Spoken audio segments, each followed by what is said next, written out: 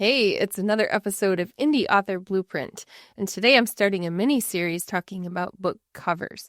So we have talked about the process of editing your book. We really haven't gotten into the writing part of it because this is about publishing. So there are lots of other places out there where you can get writing inspiration and instruction, but we've talked about editing your book, and then once you have that done, you're probably thinking about cover as you're moving into publishing your book. Now, you might be thinking about doing the cover yourself, and today I'm going to talk about why that could or could not be potentially the right decision for you. I've touched on it a little bit in previous episodes, but we're going to dive into it a little bit more today. For indie authors, creating a professional-looking book cover is one of the most critical aspects of the self-publishing process. So if you're hiring a company that you work with and you're having them assist you with the entire process, they probably have cover designers on staff. And so they might operate very similar to even a traditional publishing company in that way. But as an indie author, you have to make that decision. Are you capable of doing the graphic design that will lead to book sales, or do you have to hire somebody for that? Now, some people can do the formatting part and they attempt to do the cover part, and then maybe you realize later they should have had somebody else do it. And there are different reasons for why that might be. So we're going to talk about those. The cover is the first impression that readers get. So it can make the difference between a potential buyer clicking on your book or passing it by. And many authors find book cover design daunting because it involves a combination of artistic skill and an understanding of genre conventions and also knowledge of technical specifications.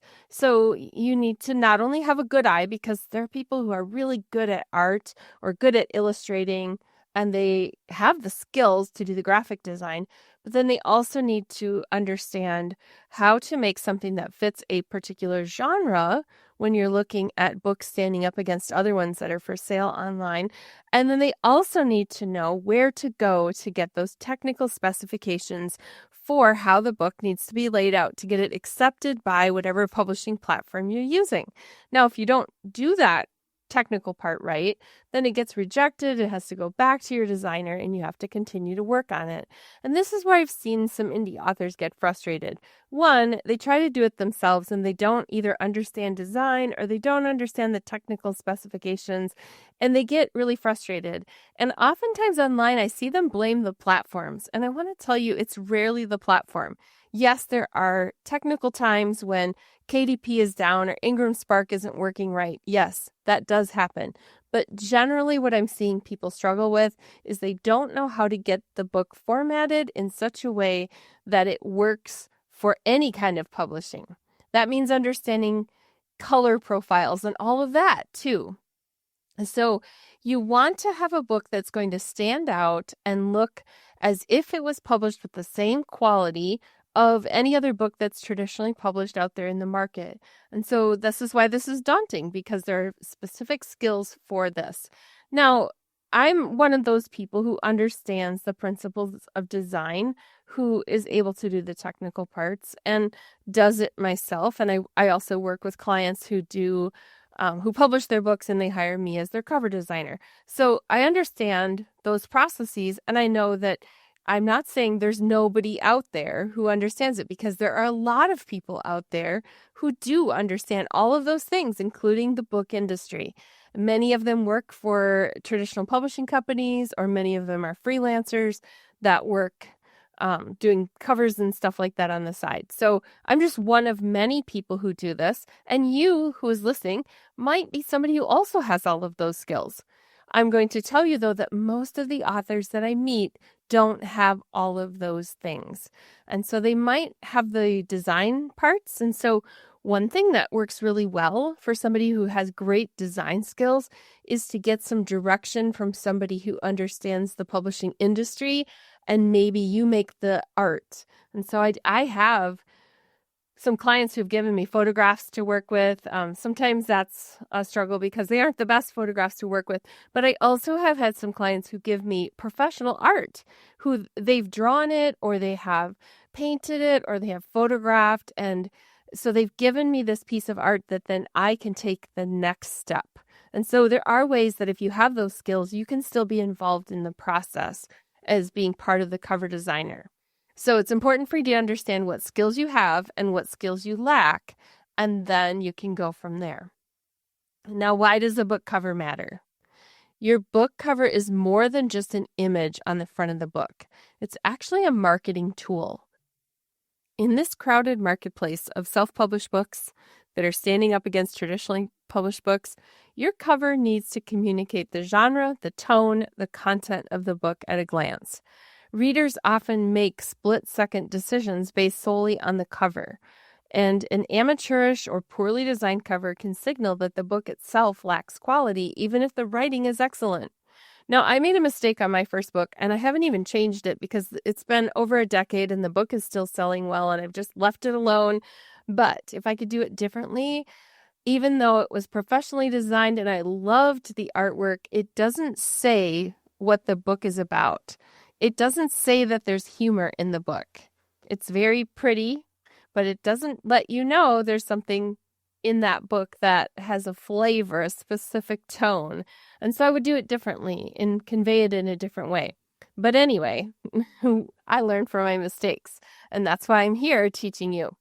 The cover should reflect your book's brand. It should have an appeal to the specific audience that you're targeting. So, for example, a romance novel cover looks very different from a sci-fi thriller or a Bible study. So understanding those genre norms is really key to crafting an effective design. Let's talk about the components of a professional cover. We're going to be covering some different design things in additional episodes. This isn't the only episode I'm doing right now on covers. So let's just talk about understanding those components. And then we'll get into a little bit about how you can tell if a book is self-published and what we're trying to avoid. And then we'll cover additional topics in the next episode. So there are several elements that contribute to a professional looking cover. If you know these components, it will help you to communicate effectively with a designer, or if you're designing the cover yourself, to understand how to get a polished result. So the first thing we're going to talk about is typography. This is often referred to as fonts, but typography is more than just picking a font. So the fonts that are used in your title, in your subtitle, and the author name are just as important as images. Different fonts convey different moods. So serif fonts, like Garamond, they have the little hooks on the letters. That's how I describe a serif. They're more traditional. While sans serif fonts, like Helvetica, if you think of that one, it doesn't have the little hooks on the end of the letters. That one's more modern and sleek. So the font should be easy to read, especially in thumbnail size. When you think about online listings, when someone's flipping through an online catalog and they see a whole page full of images and yours is the size of a postage stamp, you have to be able to read the font there. And then it needs to be appropriate for your genre. Amateur covers often fall short because of poor font choices or using too many different fonts. I'm going to mention that again in a second here. So typography is one element of the cover design. Another element is imagery. The image or illustration on your cover should align with your book's genre and theme. So for fiction, this often means selecting an image that reflects the mood or central themes of the book. It might be an illustration or an image that's been manipulated to not look like it's just a photograph. And there's a feeling that it's conveyed by that book. And actually with fiction, I'm really careful about which projects I accept because I don't have all of the skills to create some of the fiction covers that you see out there with figures and if you come to me and say, I want the arm over here instead of over here, it's going to be really tricky. Even using AI, it's tricky. So everyone knows where their skills are and where their limits are. For nonfiction, the image should represent the book's subject matter really clearly, although sometimes it's kind of abstract. You'll notice that, but you can just tell it's nonfiction. Sometimes it's the typography that tells you that it's nonfiction, and other times it's just that it's just the way that the title is laid out and presented along with the images on that cover. Low quality images obviously don't work. That's, you need high resolution images. I mentioned color profile a minute ago. It needs to be 4-color, not 3-color. Professional designers understand what that means. And so 3 colors for the web and 4-color is for print. And so your images need to be converted to the right color format to even use them on a book cover. And the other thing with those images is sometimes you'll see an illustration that's more like, I don't want to say a cartoon because that's not correct, but it's art. It's a drawing of some sort versus a photograph of something. And sometimes it's a combination of the two. It's not just taking an image and cutting and pasting with Photoshop and making something. There's a process that goes into getting that imagery just right. Another component of cover design is color scheme. Colors can evoke emotions and they can signal a genre. For instance, dark colors often suggest suspense or drama, while bright colors might convey a lighter or more cheerful tone. Some bright colors might convey humor. So the color palette should be cohesive and not too busy, and there should be some contrasting colors for the text in the background because that creates readability. It might need to match a brand. I've done cover designs before. I keep saying color when I mean cover. I've done designs before where it really needs to fit with that author's brand. They're a public speaker. They have a whole brand based on that color. They also have their own typography. They have their own fonts that they use. And so I make that look like it fits with their brand. The final thing that I want to talk about in this part, just talking about the components of a cover, is composition and layout. The layout of the text and images should guide the reader's eye across the cover.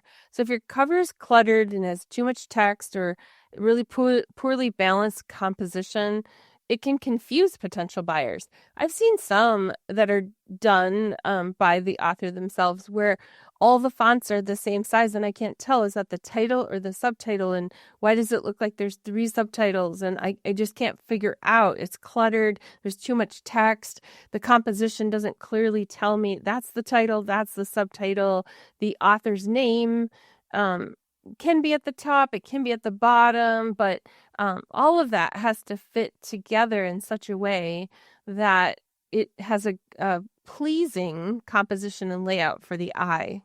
So all of that needs to be thought out carefully, and there's a hierarchy of information that you want someone to see first. So I want them to see the title first. They don't know my name, so they're going to need to see the title first. That is what needs to draw them in. So with the rest of our time that we have today, I would like to run through a couple of ways that I will evaluate a cover when I see one, where I can tell if it's DIY or if it's done by someone who doesn't have top-notch design skills. And I say this because there are times when a cover is professionally done by a publishing company. There are some small presses out there that hire independent people like freelancers to do their covers, and they don't have a very big budget. And sometimes those covers don't look any better than the ones that you could do yourself, unfortunately. And the feedback that authors get is often from family and friends who don't have the heart to say, it just doesn't look quite right. I don't know what it is. So when they see 4 options put up there and that author says, which one do you like the most? They don't have the heart to say none of these are right. They just pick one and they vote on it. And so your feedback can't come from the people who know you and love you, because they don't want to tell you that your baby looks like it needs some work done. So we want to look at those through eyes of somebody who has some design skills, and know that even people who work for professional companies don't always have all those skills because the company's on a budget. And the other thing that we want to do is always be careful in how we're presenting, because sometimes some creative design, there are things that don't appeal to me. And I realize that's actually a design trend. So it's not just about liking or not liking something. There are different things that we're looking at that tell us when something is professionally done. Maybe you're wondering why it even matters if a cover looks DIY or it looks like it's done by someone who doesn't have top-notch design skills. Well, I've already mentioned that this is the first impression.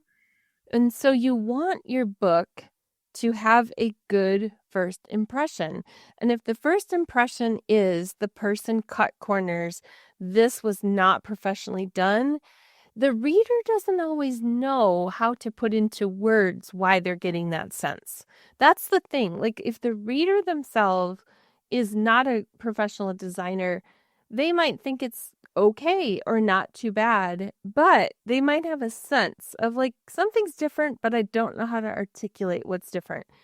And you will also have some readers who are very savvy about knowing when something is done by the author poorly, or when it is they're not sure. Did the author do this themselves? Who did this cover? And they get curious. So just know that if it's your desire to just put out a book and you don't really care about the cover, this episode's not for you. In fact, this whole section's not for you, because you're probably not really interested in figuring out how to improve it. This particular episode and the ones coming after are for the people who really want their books to be professionally done and stand up next to other professionally done books, and the author can make the decision based on the title and the content, but they are not distracted by poor covers. Okay, let's look at some telltale things. One of the first things when I'm scrolling through and shopping for books online, if I see the word buy, B-Y, in front of the author's name, I'm pretty sure this is a self-published book. I'm pretty sure that somebody somewhere along the way didn't say to the person, we don't do that on novels and nonfiction books. Now, you will see that on a children's book. You will see by and the author's name, and then it will say, or it'll say written by sometimes, and then the author's name, and then it will say illustrated by sometimes. That sometimes occurs only in children's books. It does not occur in professionally published nonfiction or fiction books. It should simply state the author's name. So as you're looking for books, the next time you see one that says by and then the author's name, look inside and see who published that book. That might be a clue. Another telltale sign is that there's no real design to it. And that means it's a photo with text plopped over the image, and it might not even be readable. There's no actual design in that it's simply an image with a piece of text put over it. When there's some design, maybe one word in the title is bigger or smaller, or there's a creative use of a second font there. It's maybe worked in. Maybe there's like a vine or something on the cover, and you see that vine or that leaf go right over the title in one place. Those layering aspects show that there's been some design that's done, but a self-published book will often have no real design if the author did the cover. Another thing that we see is low quality or overused images. They might be stock images that you've seen on lots and lots of books that are out there because there's not a lot available, and so everyone's grabbing the same thing and using it. Something I see that really stands out to me is when cover images are dull or they're not vibrant and they're almost hazy or filmy. Number one, it tells me the color profile wasn't right on the image because it gets that way. Or number two, they just didn't edit that image to make it more vibrant or to enhance it in some way that it really works for the cover. And that along those lines is blurry or pixelated images that are just not the right quality, that have been enlarged or blown up. You really need to have a 300 DPI or better. And even if you take the image yourself, do some editing on it so that you make sure that it has a really rich look to it. I talked about fonts. One of the things I can tell on amateur covers is that they have fonts that are hard to read, or they're overused, or they're not at all related to the tone or the genre.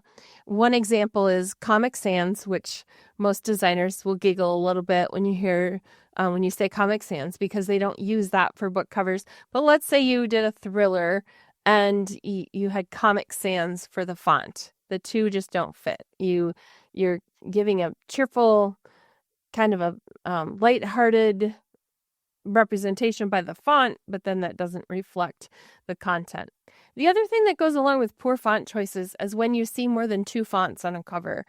Sometimes you'll see a blend of one sans serif font and one serif font, or maybe using a scripty font for one of the fonts. But when you get into book covers that have more than 2 fonts, then you can always tell that it was amateurly done because it starts to get busy and your eye doesn't know where to go. I mentioned layout, inconsistent layout. Along the lines of that is like poor alignment, where something is centered, and let's say the tagline is centered, and then one little word is all by itself on the next line, instead of it being nicely balanced, where the 2 lines of text are evenly spaced with a break. So that always tells me if text is weirdly aligned, it tells me that it was DIY for sure. And the other part of that with the layout is that if there isn't a good spacing between the elements, things are too close or crunched together. You'll see sometimes with a shorter author's name, I'll sometimes stretch out the spacing a little bit between the letters just to widen it out a little bit. And it's amazing how it just changes the look of it, just to do that little thing. So we're looking at that cluttered design, too much text, or overly complex layouts with lots of photoshopping and blending and strange things. So it can create a really negative experience for the reader.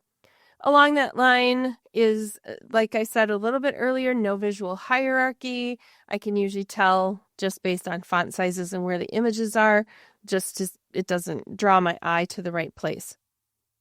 If the color scheme is detracting, that's another sure sign. So if there's something that clashes or is just kind of garish, here's an example. If you have an image and you just can't get the right contrast to get the font to show up, and maybe somebody will use a really strange neon green or something like that. And it's not really for the design, but just to get the font to show up. That's kind of a clue. If I can't tell what genre it's in, I mentioned that already. One of the things I look for is how the text is used. Often there's no depth or dimension to the text on an amateur book.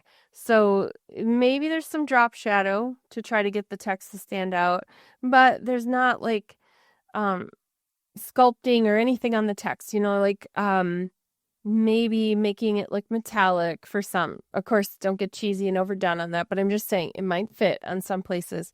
Or to have a shadow that reflects behind it. I've done that on some books where behind or forward, the reflection actually goes along with the theme of the book. And so that adds a little dimension to it. We always look too at branding and cohesion. So if it's part of a series, the fonts should match on book 1, 2, 3, 4 in the series. And so even if there's quite a bit of change to the actual design, you can tell they're all part of the same series just based on the fonts, or maybe the author name is identical on all of them. So that part of it really tells the reader something. If there's amateur work like Photoshop that hasn't been blended well, visible cutoff outlines, actually using some of the new tools now, it's a lot easier to remove the background than it used to be. So that's good. But I've seen some really poor Photoshop work where the things are out of size. So the thing that's in the foreground should always be a little bit bigger than the things in the back, but that wasn't taken into account. And so something just looks off about the elements that were all glued in there. Or if somebody's holding a cell phone in their hand, but it's twice the size of their hand, it looks more like a tablet. That kind of thing gives you a clue. Now, outside of the design of the cover, we also are looking at things like the back cover. So, okay, let's say this is me when I pick up a book off a table. I look at the cover first, and then I immediately flip it over to the back. So a couple of things that tell me if a book is DIY is, one, if the back cover feels like an afterthought. Either it has ginormous text, or it has really tiny text, or it's poorly aligned, or it doesn't stand out. There's not enough contrast and I can't read the text. Or if there's no barcode on the book, that often tells me that it wasn't made to be sold in a bookstore, because they're going to want a barcode there. I look at the barcode and see, was it a professional one that has the price in it?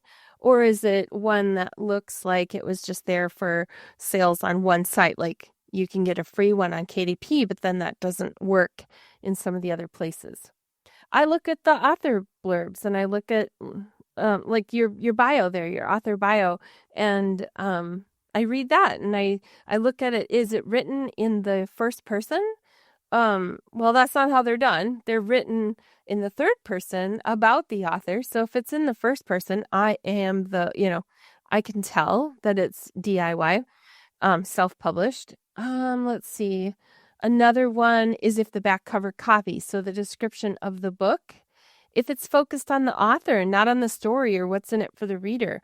Again, it should be written in third person as if it's like sales copy for the book. So if it says, I wrote this book because that is like a red flag for readers to know this book was not professionally done because it's focused so much on the author. Okay, that could be a lot of overwhelming information there. That's just the tip of the iceberg on some of the things that can tip me off and help me to notice whether something is DIY. Now, a caveat here before I wrap up is when I'm talking about DIY, do it yourself, it's important to know that yes, it sounds judgy in the way I've just presented all of this to you. And I want you to understand my heart. I am all about making quality books and quality designs because I want the author to shine. I want the content of the book to shine. And so it's not about being judgy and sitting there going, oh my goodness, look how terrible this book is.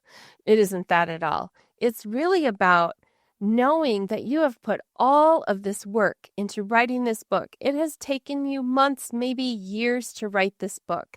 And it doesn't do you any good if you do all that work and then you put it out there and half of the readers go, oh, I don't know if I should pick it up or not.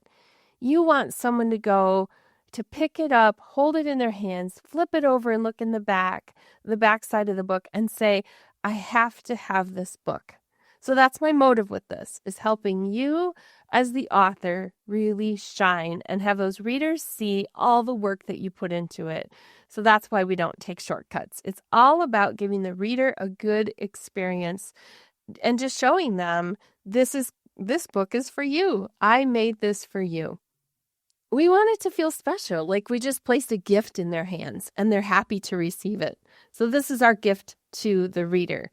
And we're putting that investment of time into putting something good out there for them. Okay, so coming up in this series on covers, I'm going to show some before and after covers that were remade. I got permission from 2 of the clients that I worked with who had me remake covers for their books that they re-released. And so I have their permission to show you those.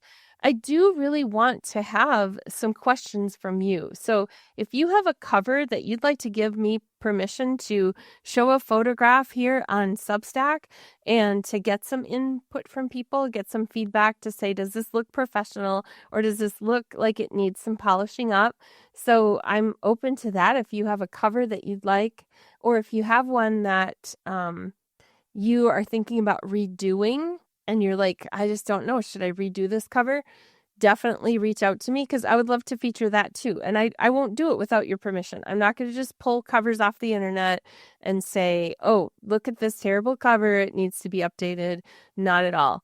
So I'm going to use some examples from my own work and from people I have permission from. So we're going to be talking about design of covers. If you're thinking about doing it yourself, we're going to be looking at what makes a good cover and just doing some more looking with that critical eye. So I hope you learned something today about the basics that go into why a book cover matters and the components of a professional cover. And then we will be back next time and be talking about some of those technical specifications for book covers. If you're looking for more content from Indie Author Blueprint, you will find it on Substack. All the podcast episodes are there, all the bonuses that I've put out, and all of the content that is only for paid subscribers as well. So I hope you join me there on Substack. Just look for Indie Author Blueprint.